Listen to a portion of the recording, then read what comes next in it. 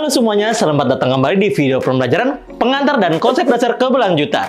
Pada video ini, kita akan membahas analisis dampak lingkungan dan juga sosial dari industri dan bisnis konvensional. Sebelum kita masuk ke pembahasan, mari kita simak terlebih dahulu studi kasus berikut. Unilever ingin mengetahui efek lengkap dari sabun mandi mereka, mulai dari dibuat hingga juga dibuang, terhadap lingkungan dan juga masyarakat. Mereka mencoba mencari dampak positif ataupun negatifnya, dan juga bagaimana dampak tersebut dapat dikelola dan juga diminimalkan. Untuk menjalankan evaluasi tersebut, Unilever menggunakan teknik LCA, EIA, dan juga SIA dalam upaya menciptakan produk yang lebih berkelanjutan dan juga berdampak positif secara sosial.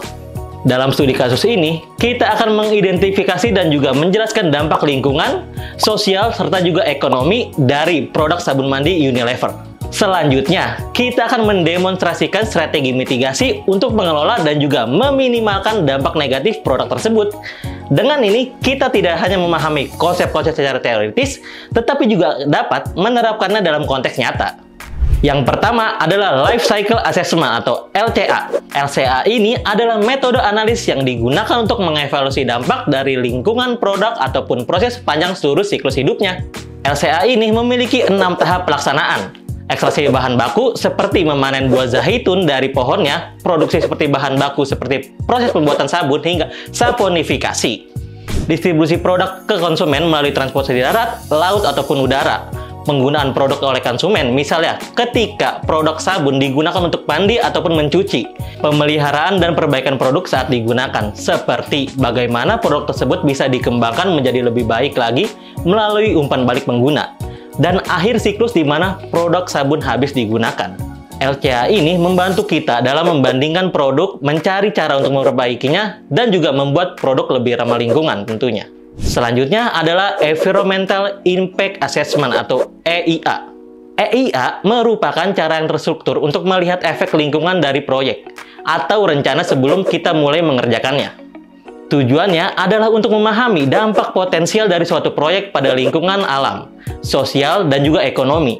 Dampak ini bisa berupa perubahan pada kualitas udara, air, atau tanah, ataupun efek pada kehidupan. EIA ini dilakukan dengan cara identifikasi proyek, melakukan studi pendahuluan, mengembangkan rancangan EIA, dan juga mengkaji dampak lingkungan, serta mengeksplorasi proyek alternatif, dan melakukan konsultasi publik, menyusun laporan EIA, dan mengambil keputusan berdasarkan EIA, dan terakhir melakukan monitoring dan juga audit. Bahasan berikutnya adalah mengenai Social Impact Assessment atau SIA. SIA ini merupakan cara untuk melihat bagaimana suatu proyek ataupun program ataupun kebijakan dapat mempengaruhi masyarakat dan juga komunitas. Tujuannya adalah untuk memastikan bahwa manfaatnya maksimal dan juga meminimalisir dampak negatif pada masyarakat.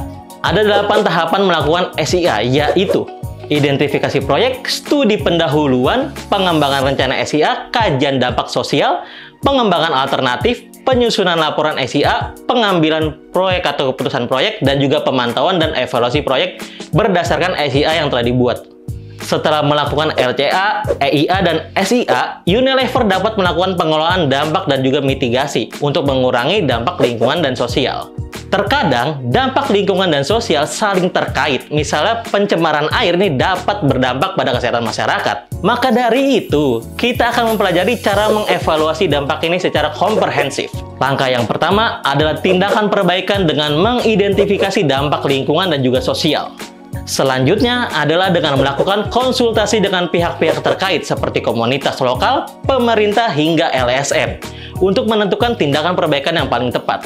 Nah, langkah terakhir adalah dengan melakukan pengawasan, pelaporan, dan juga audit independen untuk memastikan perbaikan yang berkelanjutan dan memenuhi standar internasional serta regulasi yang ada. Sekian video pembelajaran kali ini, terima kasih dan sampai jumpa di video selanjutnya.